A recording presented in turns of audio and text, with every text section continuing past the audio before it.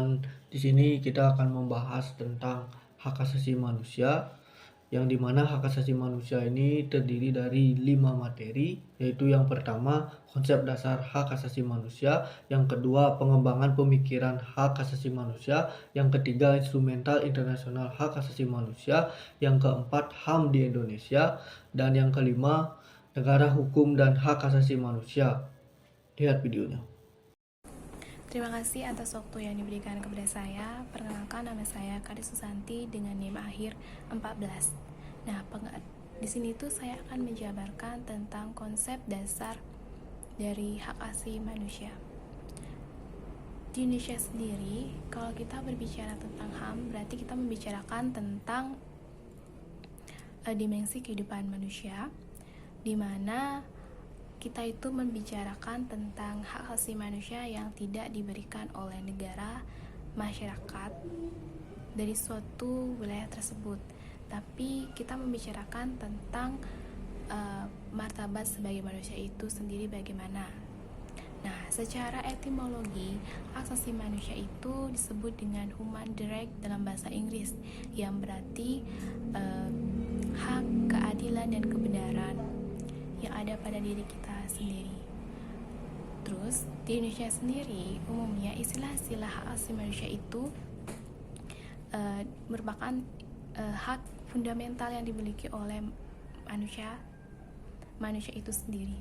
Nah, pada pasal 1 ayat 1 Undang-Undang Nomor 39 Tahun 1999 tentang hak asasi manusia, di mana hak asasi manusia itu adalah seperangkat hakikat dan keberadaan manusia sebagai makhluk Tuhan yang merupakan anugerah yang harus dihormati, dijunjung tinggi di suatu negara yang menganut sistem negara hukum, di mana hal itu harus dihormati oleh pemerintahnya, setiap orang di sana untuk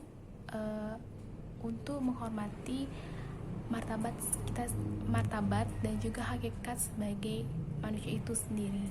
Nah, di mana gagasan hak asasi manusia itu tidak terlepas dari kontribusi pemikir besar pada zaman Yunani kuno, pada filsafat Stoika yang bernama Grontius, di mana dikenal dengan hak kordati, di mana hak kordati itulah yang menyebabkan berbagai teori-teori tentang asasi manusia dan bisa dicetuskan dalam undang-undang yang dipakai pada revolusi Inggris dan juga Amerika pada saat itu.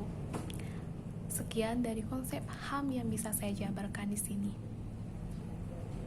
Baik, terima kasih atas waktu yang telah diberikan kepada saya.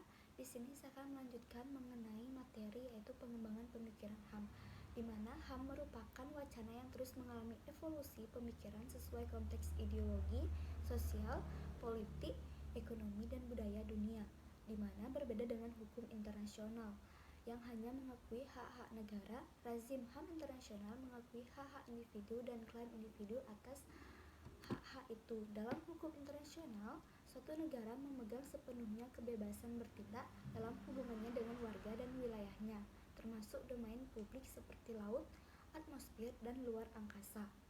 Pemikiran tentang HAM terus berkembang mengikuti konteks sosial dunia yang terus berubah. Seperti yang kita ketahui, perkembangan ini secara umum dapat diklarifikasi ke dalam kategorisasi hak yang terkenal sebagai 3 generasi hak, yang dimana kategori generasi ini seperti mengikuti slogan revolusi Prancis yang terkenal, yaitu kebebasan, persamaan, dan persaudaraan. Semangat generasi hak pertama yaitu kebebasan yang tercermin dalam hak-hak sipil dan politik atau sipol, ataupun spirit generasi hak kedua yaitu persamaan tercermin di dalam hak-hak ekonomi, sosial, dan budaya. Sementara roh generasi hak ketiga yaitu persaudaraan, layaknya tampak pada hak-hak solidaritas dan kelompok. Bagian tersebut menguraikan watak dan perbedaan ketiga generasi hak-hak tersebut. Berikut saya akan menjelaskan mengenai ketiga generasi hak tersebut, yang dimana generasi hak pertama itu merupakan hak-hak sipil atau politik. Kita kita biasa sebut dengan SIPOL, disebut sebagai generasi hak pertama, di mana hak-hak tersebut dalam generasi ini diantaranya hak hidup, keutuhan jasmani, hak kebebasan bergerak, hak suaka dalam penindasan dan perlindungan terhadap hak milik, serta kebebasan berpikir, beragama dan berkeyakinan, serta kebebasan untuk berkumpul dan menyatakan pikiran, hak bebas dari pertahanan dan penangkapan sewenang-wenang, hak dari penyiksaan, hak kebebasan dan dari hak hukum yang berlaku surut, hak mendapat proses peradilan yang adil. Rumpun hak ini disebut juga hak negatif yang mensyaratkan tiadanya campur tangan negara dalam perwujudan hak. Negara justru lebih rentan melakukan pelanggaran HAM jika bertindak aktif terkait hak-hak ini. Selanjutnya yang kedua yaitu mengenai hak generasi kedua, yang dimana hak ini yaitu hak-hak ekonomi, sosial dan budaya yang disebut sebagai generasi hak kedua, dimana hak-hak ekonomi atau sosial dan budaya ini merupakan kontribusi dari negara-negara sosialis yang menomorsatukan pemenuhan kesejahteraan warganya, di mana hak-hak ini termasuk dalam rumpun hak antara lain yaitu hak atas pekerjaan dan upah yang layak, hak atas jaminan sosial, hak atas pendidikan, hak atas kesehatan, hak atas pangan, hak atas perumahan, hak atas tanah, dan hak atas lingkungan yang sehat. Hak ini disebut pula sebagai hak positif yang mensyaratkan peran aktif negara dalam pemenuhannya.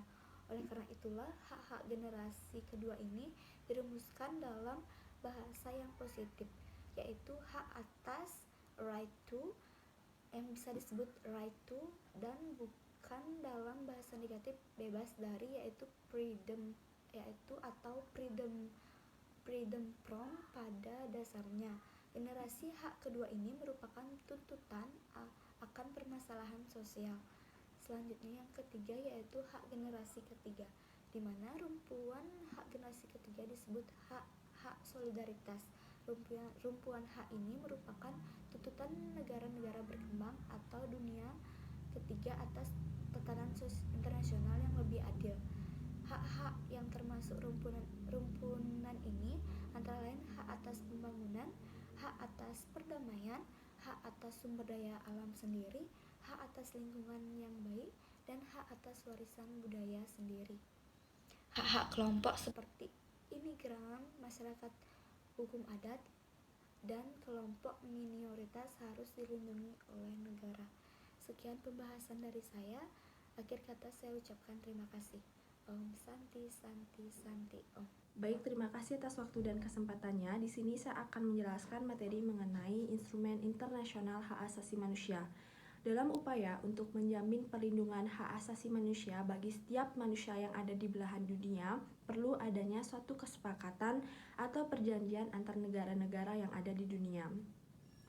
Untuk mewujudkan hal tersebut, Perserikatan Bangsa-Bangsa atau PBB membentuk suatu komisi, yaitu Komisi Hak Asasi Manusia, untuk merumuskan suatu deklarasi yang dimana deklarasi tersebut berisikan tentang tujuan-tujuan dari adanya hak asasi manusia.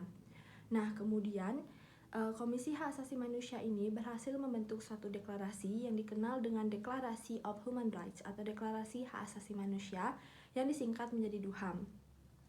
DUHAM sendiri berisikan 30 pasal mengenai hak-hak manusia, baik itu hak politik, hak sipil, hak ekonomi, hak sosial, dan kebudayaan.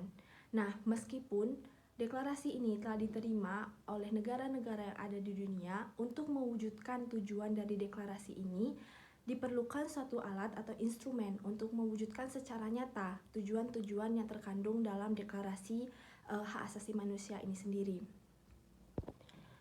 Instrumen Hak Asasi Manusia Internasional merupakan alat yang berupa standar pembatasan pelaksanaan dan mekanisme terhadap kesepakatan antar negara-negara mengenai jaminan hak asasi manusia yang berupa Undang-Undang Internasional HAM atau International Bill of Rights. Nah, yang dimana Undang-Undang Internasional HAM ini bentuknya berupa suatu kovenan atau perjanjian dan protokol. Kovenan yaitu perjanjian yang mengikat bagi negara-negara yang mendandatanganinya. Sedangkan istilah kovenan ini sendiri digunakan bersamaan dengan treaty atau kesepakatan dan convention. Sedangkan protokol merupakan kesepakatan dari negara-negara pendandatangannya yang memiliki fungsi untuk lebih lanjut mencapai tujuan-tujuan suatu kovenan. Om Swastiastu. Perkenalkan, nama saya Jessica Udina Burginting dengan NIM 2214041010. Di sini saya akan membahas tentang HAM di Indonesia. Untuk memahami HAM di Indonesia, kita pahami terlebih dahulu pengertian dasar tentang hak. Istilah hak itu sesungguhnya memiliki banyak arti.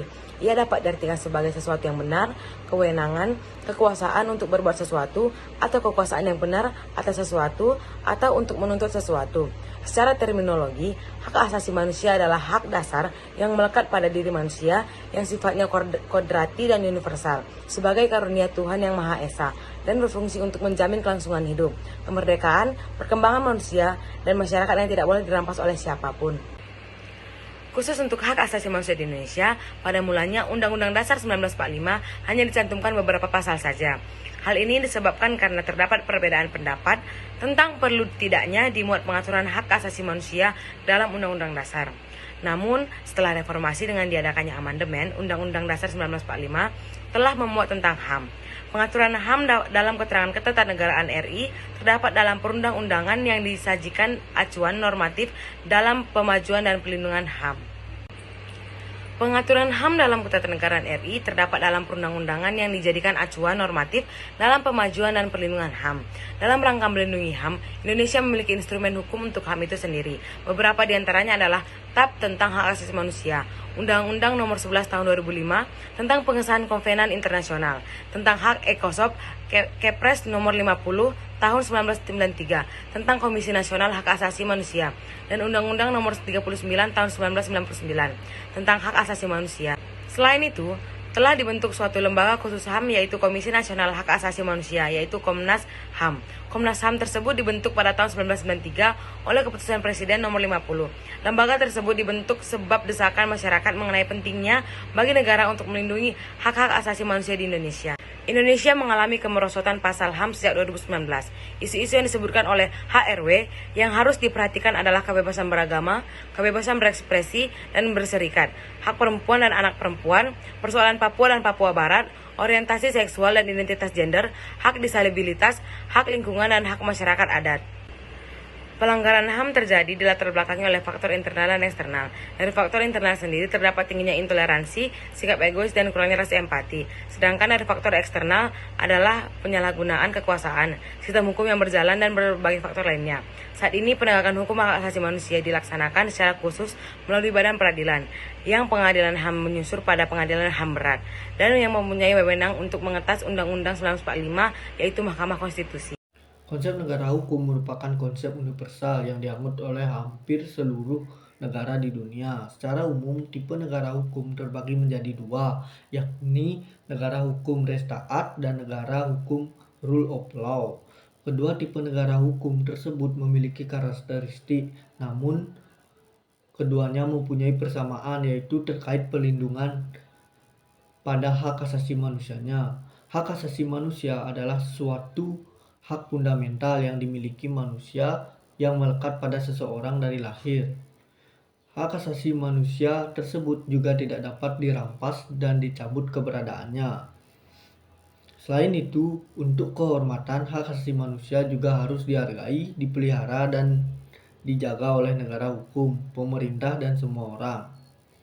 Negara hukum dan hak asasi manusia memiliki hubungan yang sangat erat dikarenakan dalam penegakan hak asasi manusia harus berlandaskan hukum, yaitu aturan perundang-undangan.